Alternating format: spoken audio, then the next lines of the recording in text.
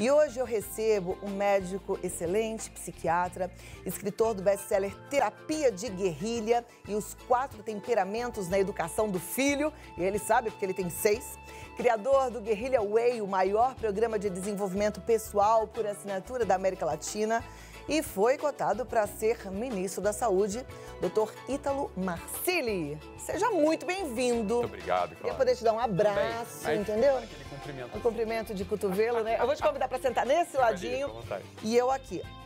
Apesar de que, doutor, vou até começar com essa pergunta, eu mesma já tive a Covid-19 e até fico tranquila, assim, e grata por ter tido de forma leve, não tive nenhum problema com a Covid. Consegue pôr o microfone? Consigo.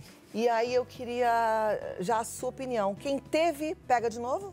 A gente não sabe, Cláudia. Essa é a verdade, né? Tem uma série de estudos que estão saindo, né? Então, para começar, é uma doença mais ou menos nova e a gente não tem certeza se pode ter a reinfecção ou não, né? A gente está observando e vendo como é que é o padrão de comportamento da doença.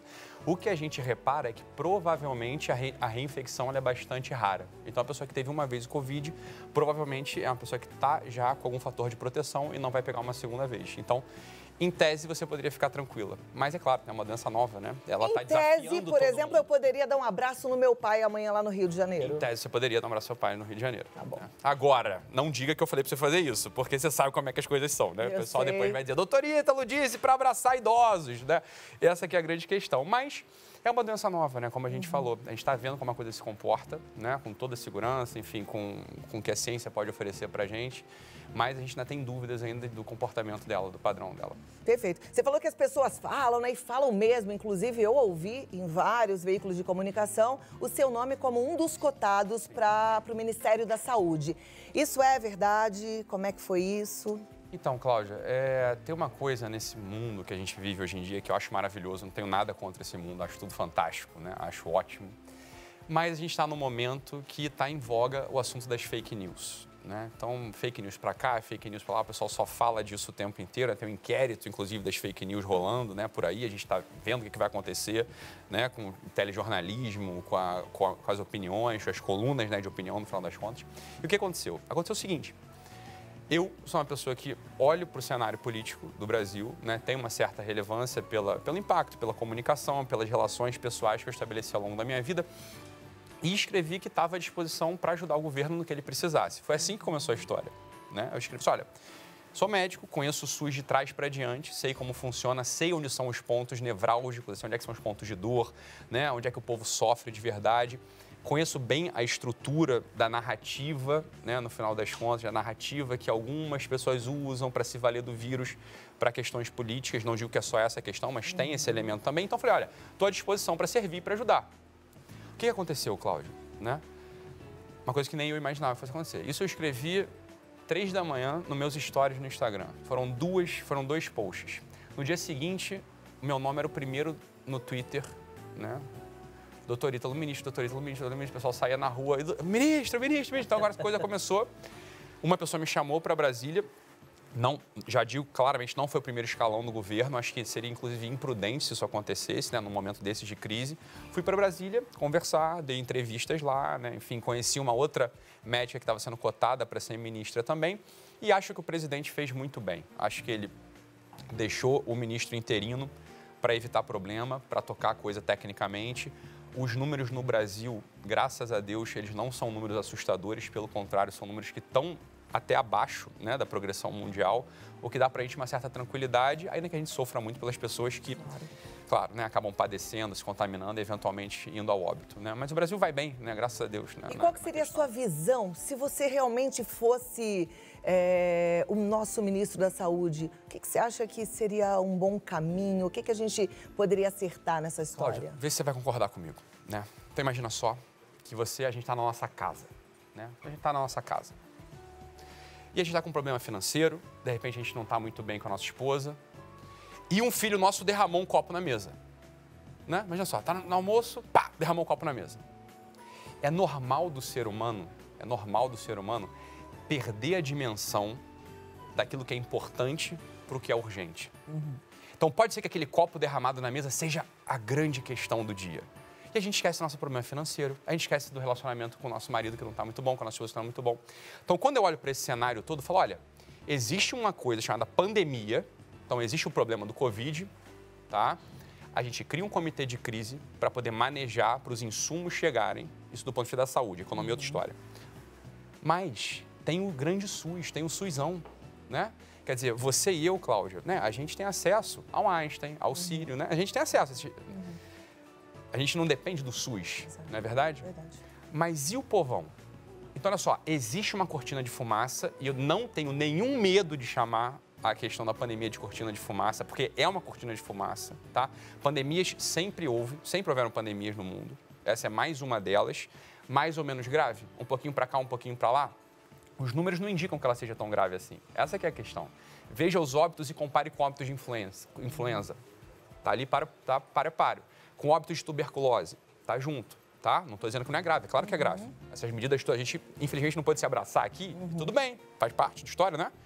Só que e o grande SUS? E o diabético? E o sujeito que infarta? E o sujeito que tem uma leucemia? Né? E o cara que precisa da atenção básica lá na ponta? Cadê esse SUS funcionando bem, do melhor modo? Né?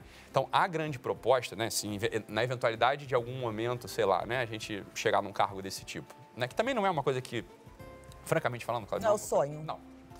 Para mim, eu teria um prejuízo pessoal do tamanho do mundo se eu virasse ministro. Né? Eu sou empresário, médico, tenho um monte de empresa, enfim. Mas a grande coisa seria cuidar do SUS para o SUS funcionar. Né? Fazer o SUSão funcionar, um comitê de crise para bloquear o assunto do Covid, né? Que já está sendo feito. As medidas do governo são medidas que qualquer governo tomaria, não tem nada de equivocado ali, muito pelo contrário, são medidas padrão, né? Está tudo sendo feito segundo o protocolo, os insumos estão chegando, as pessoas estão, de algum modo, se protegendo e a coisa está mais ou menos estável. Mas tem o SUSão, meu Deus do céu, tem um grande SUS, né? Tem as quebras de patente para a gente resolver, né? Tem toda a grande questão da aliança entre os planos de saúde e o SUS. Como é que a gente consegue fazer essa conversa de modo mais harmônico? Então, esse é o grande desafio do próximo ministro, no final das contas, né? É, de fato, levar a saúde, né, ou a possibilidade de tratamento lá para os rincões da Amazônia, para o Nordeste, para os lugares do Sul e do Sudeste que são desfavorecidos também. Esse é o grande desafio, na verdade. É um desafio enorme, né? Mas você tocou bem num outro ponto, que as outras doenças continuam aí. E é interessante a gente falar disso, porque hoje mesmo eu estava conversando com a minha irmã, tem uma irmã médica, ela falou: Cláudia, eu estou tão impressionada com a gravidade dos pacientes que chegam até mim, não de Covid, mas assim, o cara que já era cardíaco, ele chega mais grave, o diabético chega mais grave, as pessoas estão postergando a ida ao hospital e muitas estão morrendo em casa, né? E isso é muito sério. Tem uma estatística que saiu em Nova York, né? A gente poderia citar outras daqui, mas essa de Nova York ela foi muito emblemática, porque foi uma das primeiras que saiu. Essa estatística mostra pra gente que houve um aumento absurdo de óbitos por infarto agudo do miocárdio. Mas assim, é um aumento absurdo. Por quê? Justamente por isso. A pessoa começa a ter uma precordialgia, uma dor no peito, aquela dormênciazinha na mão, que todo mundo sabe que é sinal de gravidade. É ou não é? Claro. Se fosse um momento normal, a primeira coisa que você faria, vou para o hospital. Pavor, pânico. Não, vou ser contaminado. Fica em casa, fica em casa, fica em casa, fica em casa, morre. Né? Então, é aquela coisa do nosso querido e famoso médico gringo, chamado David Katz, tá? David Katz, perdão, que ele fala o seguinte: olha, tem que tomar muito cuidado para o remédio não ser mais grave do que a própria doença. Ou seja, essas medidas restritivas, é a discussão que a gente está careca de saber. Essas medidas restritivas, o medo, o pavor, o pânico, e por isso que esse tipo de coisa é importantíssimo a gente fazer, a gente falar sobre o assunto, né? Desmistificar um monte de coisa sobre o assunto, né? De tal modo que a doença, a tentativa de cura não seja pior do que a doença. Por exemplo, isso, aumento do número de infartos, os cânceres que progridem, a pessoa demora para procurar o tratamento, as quimioterapias que estão suspensas, porque, bem, todos os hospitais se transformaram em grandes covidários. É uma questão, é um desafio. Eu acho legal, né? chamar a sua atenção, você que está em casa, que isso aqui não tem um viés político, não. Se tivesse, eu também nem estaria conversando com o doutor Ítalo agora. Isso aqui tem a ver com ciência, com números e com aquilo que é real. Cláudia, mas isso dói, gente, dói. A pandemia traz muitas perdas, e perdas doloridas, né? Perder alguém não é uma brincadeira, mas é um fato. Então a gente precisa lidar com isso, acho que com maturidade e até com resiliência. Não tem outra solução, não é? Claro, Cláudia, eu acho uma perda, na verdade, para o debate essa tentativa de politização de tudo, né? Não sei se você percebe isso, eu percebo. Eu percebo, é terrível. Você falou cloroquina, a pessoa já quer saber o seguinte, você é contra ou a favor? Ô, meu filho, você é contra ou a favor à aspirina? Você é contra ou a favor ao Tylenol? Você é contra ou a favor ao escitalopram? Isso não existe, meu Deus do céu, é um remédio. Mas não é uma coisa esquisita, né? Você não, só a favor da cloroquina, então você é Bolsonaro. Sou contra a cloroquina, então você é contra o Bolsonaro. Eu falei, o mundo tá meio estranho, não tá? A gente tá falando de remédio, né? É uma droga, é um remédio que tem seus efeitos e, como toda medicação, tem prós e contras, né? Tem a parte positiva e tem os efeitos colaterais, né? Agora, é muito curioso, isso que você falou, a gente tem que tomar muito cuidado para essas coisas sensíveis, a gente politizá-las. Sempre vai haver uma perda humana, uma falta de sensibilidade, uma falta de empatia, né? Porque a pessoa se apegou a uma ideia que é mais fraca do que a realidade. Quer dizer, você tem a realidade. A realidade é o seguinte, as pessoas estão sofrendo. A realidade é a seguinte, as pessoas estão perdendo emprego, elas estão distantes, a gente não pode se abraçar. As pessoas estão brigando em casa, porque não sabem o que fazer. Imagina só, do dia para a noite, as mães precisam agora educar seus filhos porque o colégio fechou. Né? Imagina se isso não traz um certo caos para a vida. Claro. Né? E não tem dia para voltar. E a verdade é, o que isso tem, em tese, assim, na prática, o que isso tem a ver com política? Eu falo, olha, tá, tem uma questão política, mas para o cidadão comum, a gente não está discutindo política, a gente está querendo resolver os problemas da vida, não é? E aí, Cláudia, quando você começou o programa, eu estava ali, não estava atrás ali da coxinha, estava ali te vendo falar da palavra do dia e fiz um ufa, sabe? Quando você faz um ufa? Assim, ufa, falei, cara, graças a Deus, é isso. Mas é disso que eu estou falando. Você falou assim, olha, sobre a simplicidade e a complexidade da vida, né? Sobre os nossos verdadeiros amigos e o grande amigo que é o próprio Deus, né? Isso tudo, nesse momento presente, é uma grande oportunidade para que isso tudo entre de novo na nossa vida, né? Quer dizer, a gente foi obrigado, né, a dar uma pausa. Home office, desemprego, né? Olhar para as pessoas que estão ao nosso redor, nossos familiares, se preocupar com o meu avô, que eu já não me preocupava há um tempão, mas agora é grupo de risco, é um velhinho, pode morrer. Fico preocupado com o meu avô. Falou, que oportunidade maravilhosa para a gente poder centrar o nosso coração aonde a vida acontece, não é isso? A vida acontece num lugar que tem sentido e a gente tem um costume de viver sempre à margem desse nervo. Esse livrinho que eu escrevi aí, Terapia de Guerrilha, não é jabá não, hein, pessoal? Pelo amor de Deus. Não estou fazendo jabá do livro, não. Mas a gente quer ler esse livro, porque eu tenho certeza, está todo mundo encantado com você aqui, Ítalo. Então a gente vai ler o livro sim. Não é para fazer jabá, não. Mas esse livro aqui, se você ler esse livro direito, esse livro é um tratado de antropologia, tá? O que é um tratado de antropologia do Ítalo? O tratado de antropologia é o seguinte, você olha, existe um homem e uma mulher, tá? E tem uma coisa chamada lei natural. O que é a lei natural? É um jeito de funcionar, que não é um manual, tá? Mas é um jeito de funcionar. Olha, todo mundo sabe que matar é ruim. Todo mundo sabe que roubar é ruim. Ah, então isso é ruim porque a sociedade me diz que é ruim. A sociedade falou e por isso que é ruim. Isso é uma bobeira, o nome disso é positivismo, tá? A gente sabe que existem coisas inscritas no coração do homem que se ele faz essas coisas, ele tende a ser mais feliz. Aristóteles, quando escreveu o livro dele da Ética, o que é a Ética Nicômaco, o livro de Aristóteles? A Ética Nicômaca é o seguinte, ele fala o seguinte, olha, o homem tem um jeito de funcionar. E se os atos dele se aproximam desse jeito, ele vai tender a ser mais feliz. E isso é a finalidade da vida. Então a felicidade, ela não é uma coisa abstrata que, vou fazer o que eu quiser, vou matar os outros e vou ser feliz. Fala, olha, não costuma ser assim que a coisa funciona há pelo menos 10 mil anos. Então o que esse livro faz? Eu traduzo numa linguagem absolutamente contemporânea os princípios da ética, tá? De uma ética que acredita que existe a lei natural, de uma ética que acredita sim que é possível a gente ser feliz, né? Não uma felicidade canina ou leviana, de quem abana o rabinho para a primeira ração que aparece, tá? Mas uma felicidade fundada numa coisa chamada virtude, tá? Uma coisa chamada virtude. E o que é virtude? A virtude é a prática habitual de hábitos bons. A prática habitual de hábitos bons. Isso é virtude. Maravilha. Ítalo, medo. O medo adoece, né? o medo ele tem várias faces, né, Cláudia? Assim, o medo, ele em geral, ele é um sintoma de alguma coisa que que tá acontecendo, né? Então, o medo, ele pode ser um sintoma da incerteza, não é verdade? Então, quantas vezes na vida a gente teve medo, e muita gente tem medo, né? Então, imagina só, medo ou pânico ou timidez de entrar para falar em público, por exemplo, né? O que é isso? É uma incerteza. Imagina só, ontem mesmo eu estava com um amigo, estava trabalhando até tarde com um amigão, e ele falou que ele era uma pessoa tímida, e pediram para ele dar uma palestra para umas costureiras. Então, um sujeito alto executivo, não sei o que, as costureiras precisavam falar uma questão lá qualquer. E abriram, ele falou, não, posso sim. Aí abriram a porta para ele entrar no auditório. Ele achava que ia dar a palestra para 4 ou 5 costureiras. Ele falou que tinha um auditório com 700 costureiras na frente dele. Ele recuou e falou pro cara, eu não vou entrar, eu não vou entrar. Não, 700 eu não vou entrar. Eu falei, bicho, elas estão aqui, elas precisam saber o que você tem para dizer, né? Você tem que falar. E ele entrou. Então, esse é um medo que pode acontecer. De onde vem esse medo? Esse medo vem de uma incerteza, de uma insegurança. Quando a gente não sabe o que a gente vai enfrentar, né? É muito normal esse tipo de medo na vida. Tem um outro medo que é falar assim, não, eu sei que eu vou enfrentar, mas eu sou mais fraco do que aquilo, né? Eu sou mais fraco.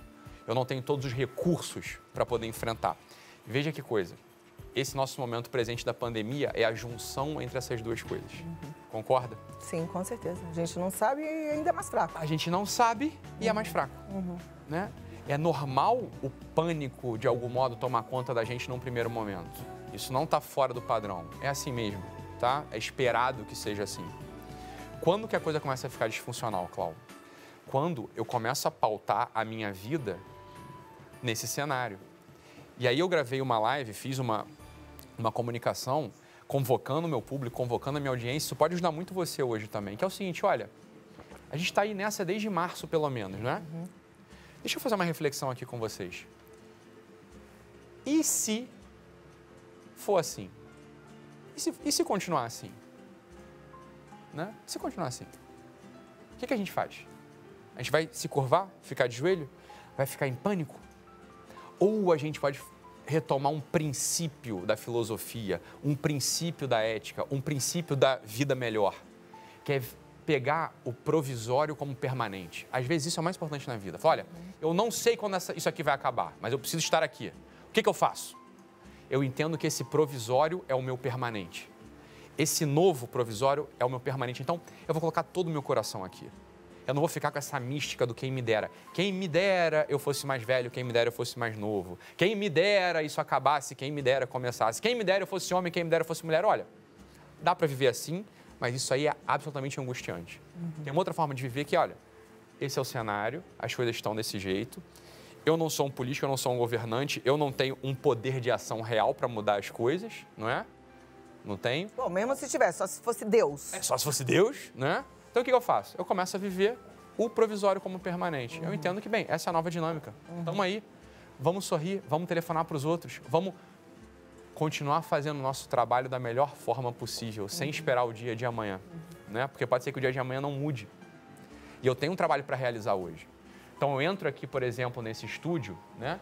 Tá todo mundo trabalhando aqui, você está impecável, tudo arrumadinho, né? Tudo bonito, os funcionários, todo mundo de máscara, teleprompter ali né? Tá tudo funcionando. Por que a gente vai esperar o dia de amanhã para fazer de outro jeito? Ah, então vamos fazer agora de casa? Né? Não, vamos fazer do melhor modo, né? Dentro da segurança, do que é possível. Vamos trazer isso para a nossa vida prática e presente? Olha, eu tenho certeza que quem está assistindo a gente agora aí, eu tenho certeza que na casa de você, que horas são, Cláudio? Sim, relógio aqui, peraí. 1h. 1h10. 1h10. Eu tenho certeza que uma parte dos nossos telespectadores ainda não arrumou a cama. Ainda não arrumou a cama.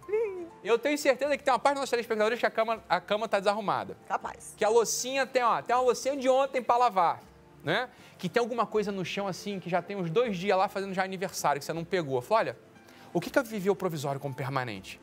É começar a olhar para essas coisas que estão ao nosso redor, bicho, e começar a botar em ordem as coisas. O que começa a acontecer? Uma coisa fantástica, que é o início da pergunta que você me fez. Aquilo que era o medo começa a ir embora. Por quê? Porque eu começo a notar que eu tenho competências para viver. Quando eu fico diminuído de 4, de joelhos, olhando todas essas notícias terríveis, eu começo a ficar diminuído. E aí é claro que o medo vai tomar posse de mim. Quando eu começo a cumprir o meu dever que está na minha mão, ou seja, eu estou neste lugar, eu lavo a minha louça, eu arrumo minha cama, eu entrego o relatório, eu telefono para quem está precisando que eu telefone, eu trabalho direito, uma coisa acontece. Eu começo a notar que eu sou gente. Gente, eu sirvo para algo. As pessoas podem contar comigo. Logo, eu reparo que eu sou forte. A força, e essa força, é um dos antídotos contra o medo. Sensacional. Caminho ótimo da gente se livrar aí do medo. Tenho certeza que te ajudou, né? Bom, eu perguntei se a turma queria participar. Temos perguntas, né? Temos muitas perguntas, a produção falou, e o nosso tempo está super curtinho, mas vamos lá, porque sempre tudo que é bom dura pouco. Eu vou te convidar para voltar, viu? Tá bom, Mas não demora. Você é do Rio, né? Sou do Rio. Quando vier a São Paulo, você só avisa. Fala, tô indo, abre a casa. Eu venho rapidinho, que eu venho de carro e eu não venho rápido, eu não venho devagar, então. Combinado, então. A primeira pergunta é o seguinte, é da Ana Maria, ela é de Jundiaí e ela quer saber. Doutor Ítalo, é verdade que a vacina está muito próxima? Podemos contar com isso para dezembro? Ana Maria, minha querida, essa é a pergunta de $1 milhão. Como vamos saber? Vamos lá, Ana. Ana do meu coração. Ana do meu coração. Só tô eu e você aqui, esquece o resto. Ninguém vai ouvir o que a gente está falando, tô só eu e você aqui. Ninguém sabe, Ana. Ninguém sabe, tá? A gente não tem como afirmar essa coisa agora. Isso é viver com medo. É a gente esperar que tenha uma vacina para que a gente possa lá e continuar tocando nossa vida. A gente não sabe. O que a gente vai fazer? Vai tomar as medidas de proteção normal. É a máscarazinha, um certo distanciamento, lavar a mão. E quando a vacina vier, bem, que bom, veio. É claro que ela vai vir, né? O Covid é um tipo de influenza. A gente sabe fazer vacina, só que demora um tempo para ver se ela funciona ou não. Tem vacina para Covid veterinária, por exemplo, né? Então é claro que é um caminho. Agora a gente não sabe se vai vir lá da Inglaterra, se vai vir da China, de onde vai vir a vacina. Agora que vai vir, vai vir. Ana, tranquila, hein? Vamos lá. Próxima pergunta aí, Cláudia, boa tarde. Cláudia, algumas pessoas tentam fazer os outros acreditarem que essa doença não existe. Que isso é para prejudicar alguém ou tirar proveito dessa situação? Tenho recebido muitos vídeos. Como reagir a isso? Como é que é o nome dela, Cláudia? Ela não se identifica. Tá bom. Minha querida anônima, olha só, vamos lá. Não vamos nos confundir aqui, tá? E a gente não pode ser inocente. Quer dizer, a gente sempre pode ser inocente, mas a gente tem um chamado também aí perdendo uma certa inocência, que não é inocência boa do coração, que é quase uma coisa assim da pessoa alienada. Então, tudo na vida tem pelo menos duas faces. É uma moeda com duas faces. Ou seja, tem a face da realidade, ou seja, o fato, e da narrativa que se constrói em torno daquele fato. E as narrativas, porque são histórias, elas podem ir para um lado ou para o outro. Agora, vamos lá. Então, vamos explicar. É óbvio que a doença existe. Ponto. É óbvio que o vírus existe. Ponto. A partir deste fato, existem histórias possíveis. E existem grupos, óbvio, políticos que contam uma história para tirar proveito próprio. Existem grupos políticos que contam uma outra história para tirar proveito próprio. Existe toda a imprensa, não se aplica aqui a essa casa, mas existe uma imprensa que adora essa história, né? Adora essa história porque já tem uma agenda anterior, ok? E tira proveito político da história. Agora, uma coisa não tem nada a ver com a outra, que a doença existe, existe. A gente tem que tomar cuidado, né? E a história que se conta é que aí que vai ter que entrar o teu bom senso, a informação, você ter acesso às pessoas que não têm um compromisso, né, de agenda com nenhuma pauta. O que a gente vê, e a gente vê mesmo, Cláudia, é o pessoal fazendo dessa doença panfleto político para interesse pessoal. Isso é criminoso. Isso é criminoso. Isso é de uma insensibilidade profunda, tá? Então, como é que você se orienta no meio disso tudo? Fala, olha, informação, né? Calma, você não precisa tomar partido imediatamente, você não precisa se manifestar, você não precisa comprar briga com um vizinho, com um primo, entendeu? Calma. Exatamente. E como você ensinou a gente a lidar com medo ficando forte. Fazendo o que você tem que fazer, né? Porque a vida segue. A outra pergunta é interessante. Por que não chegamos a um acordo sobre isolamento social? Vamos lá. Vamos lá. Essa é minha câmera? É. Minha filha, a gente tem acordo em relação ao que na vida? Ao que na vida? Não quero entregar nada. Mas estava lá no camarim, maquiando, Cláudia fez um comentário sobre sua própria roupa. Não foi? Foi. Foi. E eu fiz um comentário contrário sobre a roupa dela. E pronto, tá tudo bem. Não estamos em acordo. Ela tem uma ideia sobre a roupa, eu tenho outra ideia sobre a roupa dela. Vou contar que eu falei que eu estava muito secretária, né? Não, tá muito elegante. Exatamente, tá? A vida é assim. Ah, secretária é elegante, diga-se de passagem, porque daqui a pouco alguém Vai fala, falar. Cláudia falou, Tá secretárias são elegantes. demais. Eu só estava querendo dizer que eu estava muito formal. Exatamente, o pessoal é chato demais, mas é. Então, a gente não tem acordo. Uma coisa que eu queria que você entendesse, tá? Uma coisa que eu queria que você entendesse. Isso aqui é muito importante, tá, Cláudia? Olha só. Num certo momento da história da humanidade, o sacerdote perdeu o seu poder espiritual, tá? Perdeu o seu poder espiritual. Ou seja, para quem que quando a gente tinha nossas dúvidas interiores, a gente tinha nossas dúvidas de sentido da vida, a gente precisava se orientar, a gente procurava aquele sujeito que tem autoridade espiritual, tá? Tem autoridade espiritual por quê? Porque está sentado numa tradição de 5.000 anos de tecnologia sobre o funcionamento do homem. Então, toda a teologia cética e mística, toda a sabedoria do Talmud, do Antigo Testamento, toda a sabedoria das religiões, inclusive orientais tradicionais, elas estão falando sobre um homem verdadeiro que existe. Existem sujeitos cuja especialidade é estar sentado nessa tradição e transferir para a gente orientações práticas da vida, baseado nesse conhecimento. Esses são os sacerdotes. Não vou entrar na questão histórica, o fato é que o sacerdócio saiu de lado, só que não existe uma civilização sem sacerdote. Outros sacerdotes se levantam. E no nosso tempo contemporâneo, existe um sacerdote profano com uma pseudo-autoridade chamado cientista. Então, o homem comum, a mulher comum, acham que o que a ciência fala tem estatuto de cânone divino. A pessoa não entende que a definição... Presta atenção, ciência é o seguinte, vamos lá, ciência é o seguinte, eu tenho uma tese, o meu colega cientista tem outra tese, e a gente fica num embate permanente. Por que não se chegou no consenso do que é o melhor? Lockdown total, lockdown vertical, zero lockdown? Porque isso é assunto da ciência. Entenda, a ciência foi feita para ser criticada e posta à prova. Existem outras coisas na vida que não são assim. Por exemplo, a sabedoria da filosofia, a sabedoria da teologia, a sabedoria da antropologia. Elas não estão para discussão. Elas são como que nortes que nos orientam. Ou seja, a ciência não tem uma verdade única e universal. E aí que vem aquela... Você já ouviu esse papo? A gente já ouviu que o pessoal fala assim, ó... Ah, isso é a sua verdade, eu tenho a minha verdade. A verdade não existe, a verdade relativa. Não está errado. Só que essa é a verdade da ciência. É uma verdade com V minúsculo. Existe uma outra verdade que vem do grego, a verdade aletheia. Aletheia, ou seja, aquele rio do esquecimento que foi apagado. Ou a emuná, que é a verdade semítica, ou a veritas, que é a verdade latina. Essas três faces da verdade, essas são a verdade com V maiúsculo. Com V maiúsculo. Essa verdade está de pé e existe, mas essa só é acessada pelos sacerdotes, vamos dizer assim, os sacerdotes tradicionais. Os sacerdotes contemporâneos, que são os cientistas, eles acessam essa verdadezinha, pequenininha, que está sempre em dúvida. Eu não sei se é melhor o lockdown total ou lockdown vertical. Por que eu não sei? Porque isso é papo de cientista, meu Deus do céu. Lembra da velha história? A gente usa isso como piada, né? Ovo pode, ovo não pode. Água de coco é bom, água de coco é ruim. Agora come frango, come batata doce. Qual que é a melhor dieta? Falou, sempre vai ser assim. Sempre vai ser assim. Isso é a natureza da ciência contemporânea. A gente vê na hora o que é melhor, usa aquilo, testa, às vezes funciona, às vezes não funciona. Tá? Então é por isso que não tem acordo sobre esses assuntos. Agora, sobre o que tem acordo? Que se você se dedicar a ser uma pessoa melhor, se você se dedicar a fazer a tua oração cotidiana, se você se dedicar a dar esmola para o mendigo, se você se dedicar a ajudar teu pai, tua mãe, a pessoa que está ferrada na tua casa, olha, se você começa a fazer isso, a tua vida começa a melhorar. Isso não é assunto de ciência contemporânea. Isso é funcionamento vital. Tá? Então, aqui a gente tem uma verdade com V maiúsculo. Por que você não entra nessa? Perfeito.